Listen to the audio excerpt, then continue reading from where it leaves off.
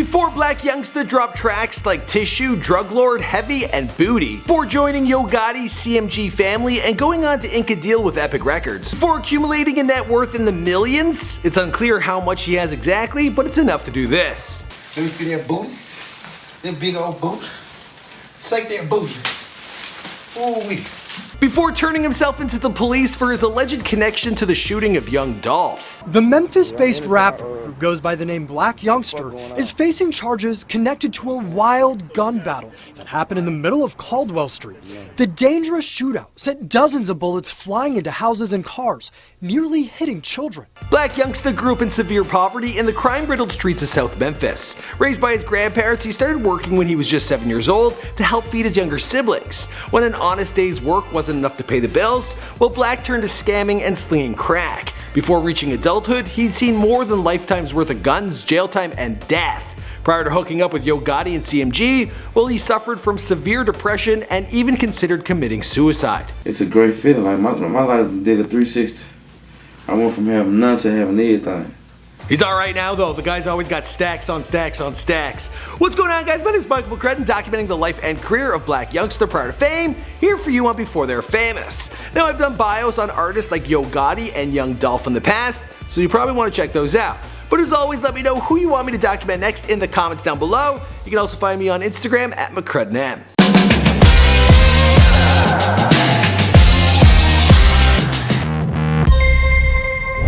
Youngsta was born Sammy Marquise Benson on April 8, 1990, and grew up in the notoriously crime-ridden McMillan Street in South Memphis. Now, I gotta admit to you guys, that baby photo of his ain't actually of him. Someone just posted it online and everyone was like, yeah, that baby's his doppelganger. So we went with it.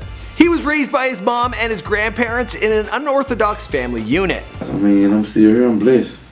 It just come like come back on you, my nigga. And times they were tough. I'm gonna get a bill from the ground up. Get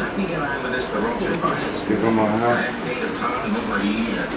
Real life, my nigga, like, they grew up right here like this. From a young age, Sammy had to hustle to get by, living off his grandmother's social security checks and whatever his grandpa was able to take home from cutting grass. That was his only job. Now, Sammy had 3 little brothers and often went to bed hungry. He was just 7 years old when he started working as a stock boy at a local grocery store to help put food on the table. Literally. I wasn't working for money then, he told Vibe.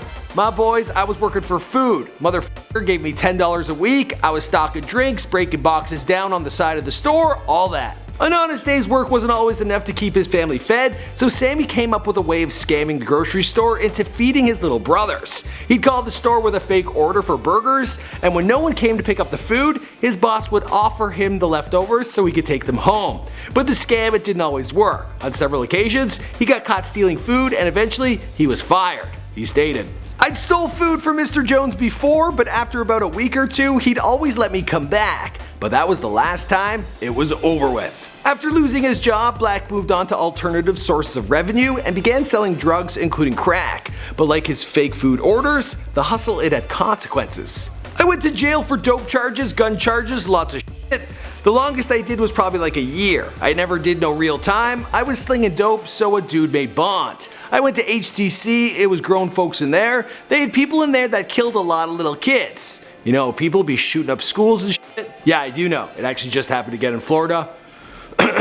It's devastating." That was behind bars that Blac Youngsta started to rap and saw the potential of a future in hip-hop. Upon his release from jail, he got into the recording studio right away to begin work on what would become his first mixtape. The first Brick mixtape was released in 2012, with the Fast Brick 2 mixtape following the same year. The year prior, in 2011, he began hosting the McMillan Street Block Party, and the event started to honor the memory of a neighborhood youth, King Craddy, who was violently murdered in 2010. Unfortunately, this wouldn't be the only murder to affect young Sammy's life. While Blac has been hesitant to talk about it too much, one of his little brothers was killed around this time.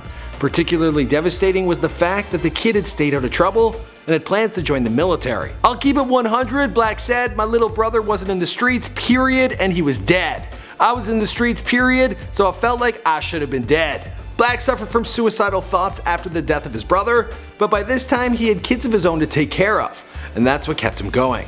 But this time his music was already beginning to pick up a local following in Memphis, but his sound would begin to reach a national audience for the first time with his track Heavy, released in 2014. Breakthrough track turned some heads, most importantly that of Yo Gotti, who would soon sign Blac to CMG Records. Gotti would even go on to feature on the 2015 release of the song. Also in 2015, Blac Youngsta would feature alongside Lil Boosie on the Yo Gotti track Good Die Young. It's through Blac's CMG affiliates that we get some extra insight into his real life personality. CEO of CMG, Brandon Mims, for example, well, he describes him as a special person and a true creative artist. He also said of Blac, "One thing about Youngsta that the public doesn't get to see is that he is crazy OCD. He's super meticulous, he only uses plastic ware, and if he has a cup of ice from any store, he has to rinse the ice with water first." Another odd habit of Blac Youngsta is that he always takes objects of inspiration into the recording studio with him.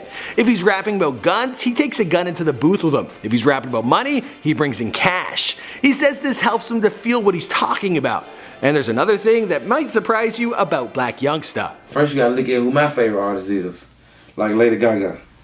A lot of folks never know that, you feel what I'm saying? Like Yo Gotti and Lady Gaga, they're my favorite artists. So it's like, I'm gonna be different. While Blac Youngsta had the joy of joining CMG in 2015, it wasn't exactly all good from there on out. The same year he signed, he was shot.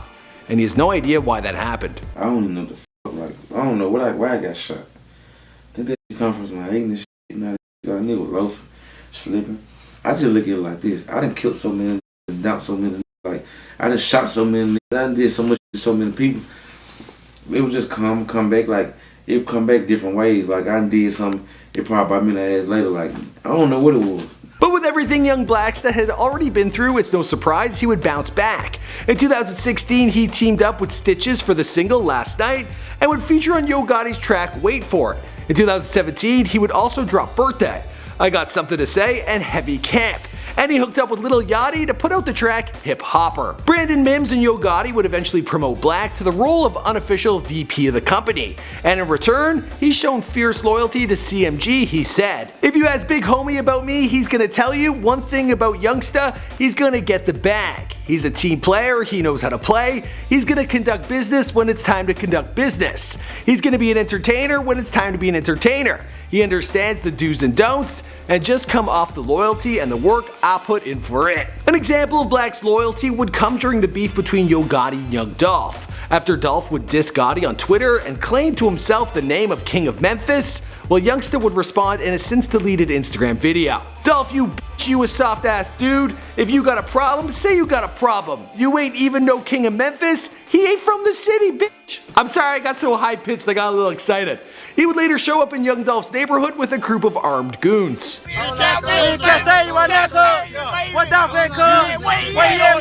The beef would go on to spawn diss tracks, Twitter rants, and subtweets, occasionally dying down and then flaring back up again. But there were a couple of moments where the beef apparently got out of hand.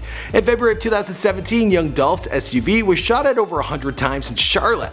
He managed to escape the incident unharmed because his vehicle was bulletproof. On May 15th, Blac Youngsta and 2 other men, well, they surrendered to the police, who issued an arrest warrant in connection to the shooting. Benson's attorney says the rapper turned himself in today because police found a van that was involved in the shooting. Young Thug expressed his support for Blac, releasing a song called Free Blac Youngsta. The song also features a quick intro by 21 Savage. He also decided to make the most of the situation, announcing his next project, I'm Innocent, which would be released about a month later. Within a week of turning himself in, he was released from a North Carolina jail on May 19th, 2017. Then, months after declaring his beef with Yo Gotti, old news, on September 26, 2017, Young Dolph was shot in Hollywood and rushed to hospital. Yo Gotti was initially named as a person of interest in the LA shooting, but LAPD soon turned their focus to a member of his entourage, Corey McClendon. The guy was arrested but eventually released without charges, and the crime has yet to be solved. In December of 2017, Youngsta inked a deal with Epic Records and put out a video of himself dancing on a table. He captioned the post, "Epic shit take time, album on the way, hashtag heavy camp." Blac Youngsta's first studio album, 223, is set for release on February 23rd, 2018. He made the announcement via Instagram in a video where he's counting a crazy amount of money. 1, 2, 3, 4. as for the rest of the story, well, we'll have to wait and see, because this is before they're famous. My name's Michael McCreth, thanks for checking out this video. I've got 2 more for you right here. You want to click on those? I'd suggest that you do. If you're new to this channel, be sure to subscribe. We get your requests done as soon as possible, so hit me up on Instagram or Twitter or in the comments down below.